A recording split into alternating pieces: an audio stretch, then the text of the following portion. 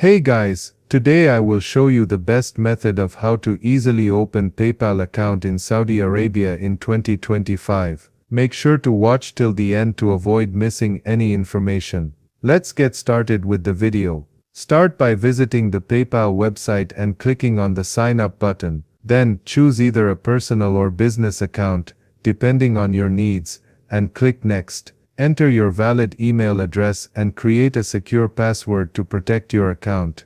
Next, fill in your personal details, including your name, address, and phone number. You'll then need to read and accept PayPal's user agreement and privacy policy. Once ready, click Agree and create account. Now link your Saudi bank account or credits debit card to your PayPal account by entering the required details. Don't forget to verify your email address and phone number by following the instructions in the emails and text messages PayPal sends you. And for even greater protection, enable two-factor authentication on your account. Once that's done, you're all set to use PayPal with added confidence and security.